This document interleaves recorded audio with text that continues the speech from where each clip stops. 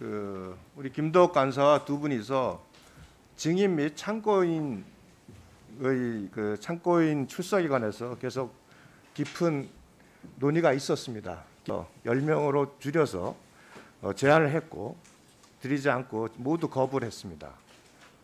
그래서 마지막 4시가 넘어서 다시 한번 증인 1명, 달랑 1명입니다. 박준영 변호사는 사실 형사 사건에 관련되어 있는 사람도 아니고 이 증인으로 서는데 법적인 어떤 하자가 전혀 없는 분입니다. 그럼에도 불구하고 거부했습니다. 그래서 결국은 증인 및 참고인 신청에 대한 합의가 이루어지지 않은 것으로 이미 서로 얘기가 됐습니다. 5시 30분에 달랑 문자로 참고인을 하겠다고 일방적으로 통보를 해서 6시에 회의를 개최한다는 통보를 했습니다. 국민의힘에서는 이미 불참하겠다는 말씀을 드렸기 때문에 참석을 안 했습니다. 그런데 민주당에서 일방적으로 회의를 개최해서 참고인을 포함해서 참고인 선정을 했습니다. 이거는 국회법에 양 당에서 이야기했던 참고인 1명씩 이렇게 채택이 됐는데요. 국민의힘 쪽에서 요청하셨던 증인들이 재판을 받고 있거나 수사를 받고 있거나 또는 특정 사건의 수사나 조사에 관여했던 분들이란 이유로 받아들이기가 어려웠었습니다. 마지막에 이제 말씀하셨던 박준영 변호사의 경우에 이분 역시 이제 김학의 사건을 검찰 과거사위에서 조사할 때 관여하셨던 분입니다. 그래서 특정 사건을 조사하셨던 분이 나와서 자신이 조사했던 사건에 관련돼서 발언하는 것이 과연 적절한지에 대해서 고민을 할 수밖에 없었고요.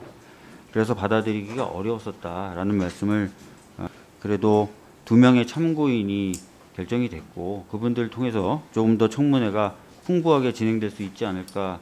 야당 쪽에서 신청한 증인이 채택되지 않은 부분에 대해서는 저도 유감이다 이런 말씀을 좀 드리도록 하겠습니다. 국회가 가지고 있는 법치의 정치, 국회법의 규정에 위반된 행위입니다. 참고인 2명이 이제 결정이 됐는데 그 중에 한 분인 서민 교수님 같은 경우는 아시다시피 국민의힘 쪽에서 요청하셨던 참고인이었습니다. 일정 정도 합의가 있었다고 보여지고요.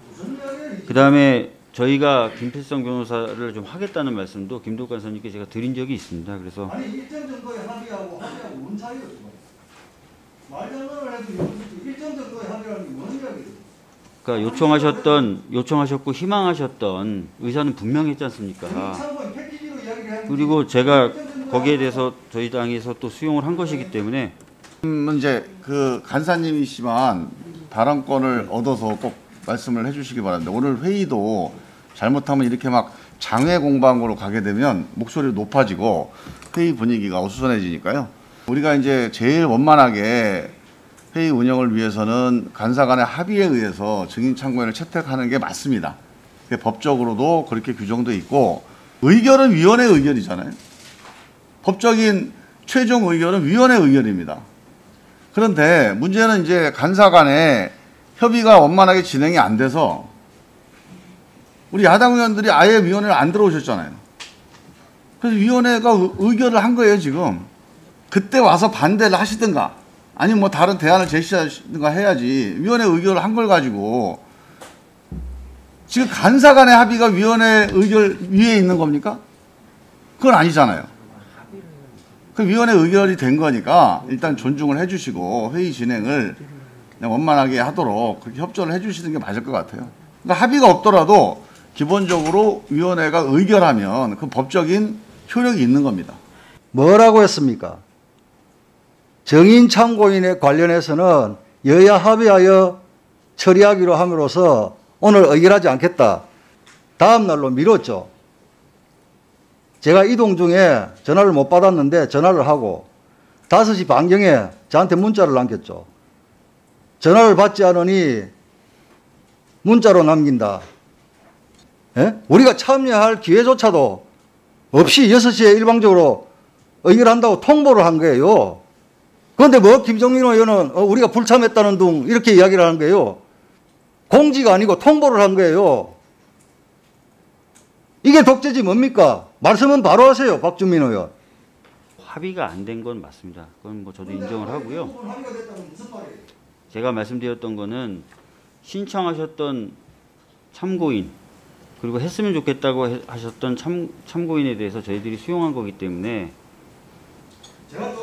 의사가 그 부분에 있어서는 합치된 부분이 있다라는 취지로 말씀드린 겁니다.